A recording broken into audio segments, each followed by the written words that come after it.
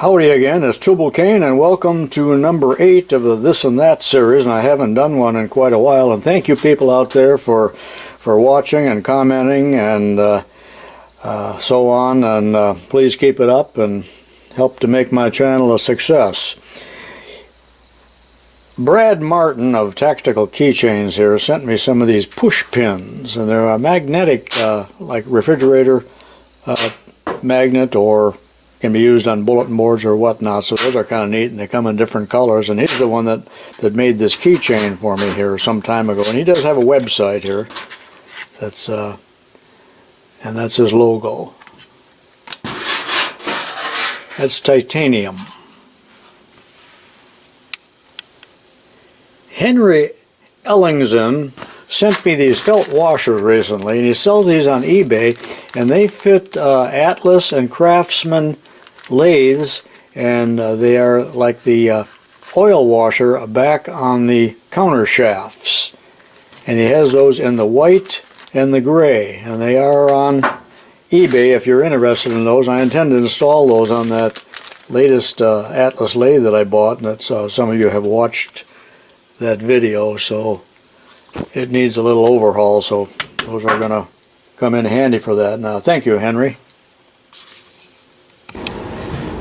When I was a boy, I used to read the funny papers, and so did my dad, and he particularly liked two comics. One was called Bull of the Woods, and the other was called Out Our Way, and they were done by a cartoonist by the name of J.R. Williams, and some of you might find this interesting, and he's long dead, and all of this was done many years ago. But he was this J.R. Williams was a cowboy and a machinist and many other trades, but mainly a cartoonist. And in this reprint type book, there are just many neat pictures here, and it's all regarding machine shop and what went on in some of these shops. And they're quite humorous, so you can pick up this book, or at least be aware that this man J.R. Williams was alive. And he got the name Bull of the Woods because in these old machine shops where there are a lot of belts and pulleys, this boss would come appearing out of the woods, which was actually the belts coming down from the drive lines. But there's some pretty neat stuff in there, and it's funny, and but it's a little bit dated. But get a hold of one of those if you can, or look on the internet. Maybe you can find some samples of Bull of the North Woods. It's just a good humor. I used to get the calendars when I was first teaching that were sent out by steel companies and so on, and they would have 12 of these, one for each month, and I always look forward to looking at those.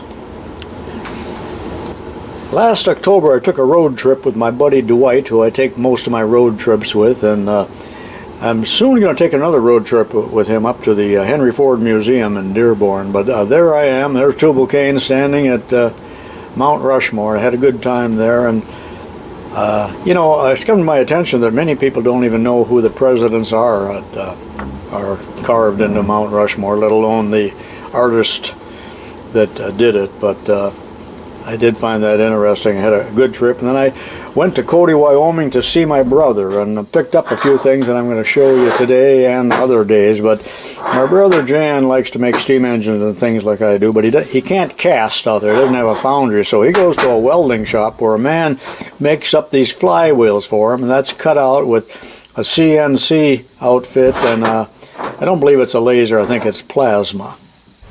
And then he can drill the center hole, and he's got all different kinds of shapes and different sizes. And then it's stored in his memory on the machine, and anytime he needs any in there, he can get more made, and he can shrink them or enlarge them, and then he would have a hub put in them and welded by this man, just a couple tack welds on there, and that's the way he made his flywheel. So I thought that was pretty neat. And I'll have some other things in other videos to tell you about my brother too. But I had a good time on that road trip. Roger Taylor from California is an old shop teacher like me, metal shop and machine shop, and a craftsman par excellence. He sent me a Christmas present here the other day, and I thought I'd show it to you. And it's what it is, well, you all know what a bevel square is, and quite often it's considered a woodworking type of tool. But Roger does ship work, or used to work on big fishing boats, and this is a bevel square that he would make up. I think he might have sold these too for larger work, so I thought that was pretty neat. And he's got all the equipment to make the bends and cut the slot and so on. So in larger work that I do sometimes, where I might use a framing square rather than a smaller square, this would go right along with the size of a framing square, and just for big fabrication work. So thank you, Roger. That's pretty neat, and it's really well made, and it is aluminum, lightweight, and it'll last a lifetime. Thank you. Many of you watched my videos on machinability of steel, and I had real good viewership on that. And a man by the name of Marvin Weber out of Santa Cruz, California, saw those videos, and he said, "Did you ever try this 1144 stress-proof steel?" And I said, "No, I'm not really sure of what that is." He said, "Well, I'll send you a piece." So he sent me a slug of this. It's about 30 inches long, packed it up real nice, and it's free machining. And I'm going to use this in some videos in the future and see how it works. I just took a facing cut of it so far. The machine's real nice, and it's something I was unfamiliar with, but I'll share this information with you in later videos, and there's some of the information about it that I looked up on the internet. If you want to pause your video and read this about 1144 stress-proof steel. And Marvin Weber also was a former teacher.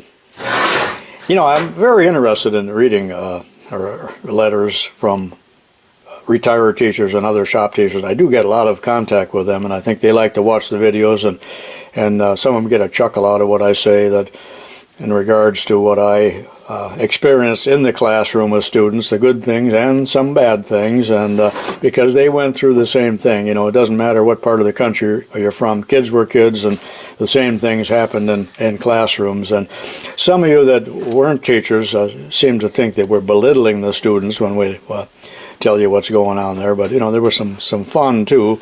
And some of it's more fun when you look back on it than maybe what it was at the time, but it was still a good long career for me, 44 years in all in the classroom, 10 of that being part-time. But continue to contact me, you teachers out there, you old shop teachers, because we got a lot in common.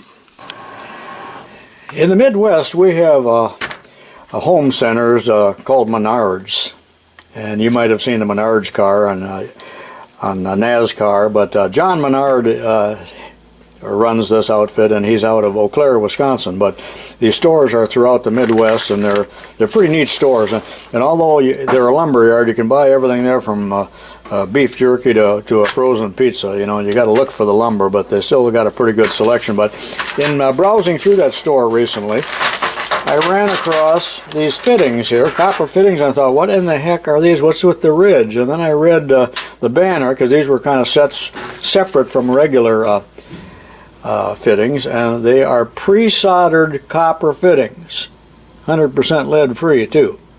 Now I haven't tried these, but I'm going to step over to the other bench here in a minute, and I'm going to do a little soldering. But what this little rib here is, if you look inside, the solder is in that little rib. So all we got to do is clean it, assemble it, heat it. I think put a little rosin core on there, or a little paste. Heat it, wipe it, and it's ready to go. I compared the price on these at Menards. I forgot what these were, 50 or 60 cents, but it's about the same price as the pre-soldered ones were at my local Ace Hardware, so they weren't all that much more.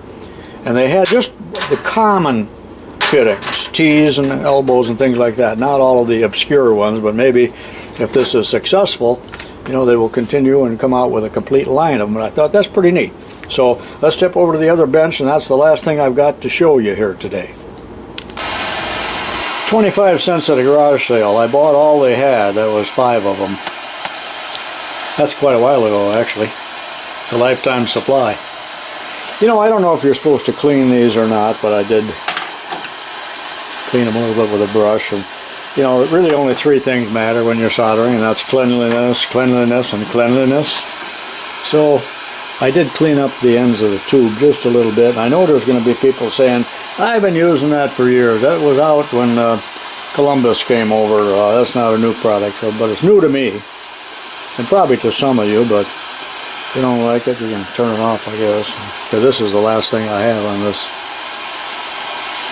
and that for today. I got a wet rag here, and I'm going to go ahead and assemble it. And there is directions, but you know, there's a lot of people that have never soldered before, not watching this, but I mean, you know, a lot of homeowners that have never done this, because most of them are using plastic now anyway, if the codes allow it. Now, as far as I understand, you really need to do both joints at the same time, or I suppose that solder is going to melt on you and render the other end unusable. So they recommended in the directions doing both at the same time. You know, there's that old timer business in me that makes me want to have this handy in case it doesn't work out, and I would add it, but I think I'll put that off to the side and not use it under any circumstances. That old copper really conducts the heat.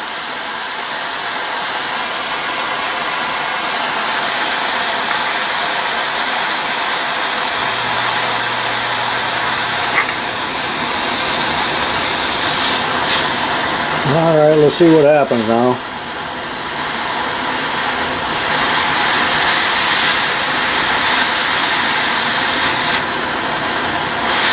I see little solder bubbling out of the joints.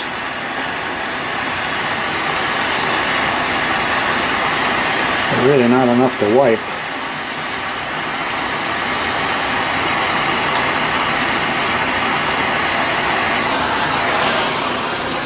Alright, let her cool for a minute. I cooled it off, and now I'm sucking on it. I don't know if you can hear that, but it's not leaking, and that looks pretty good right there, doesn't it?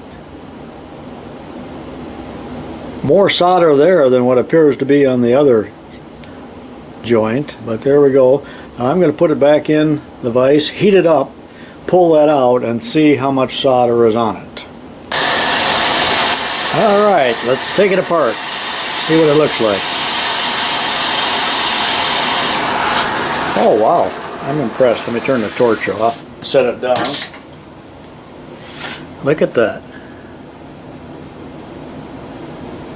Solder over the entire tubing, which means it also is inside the elbow.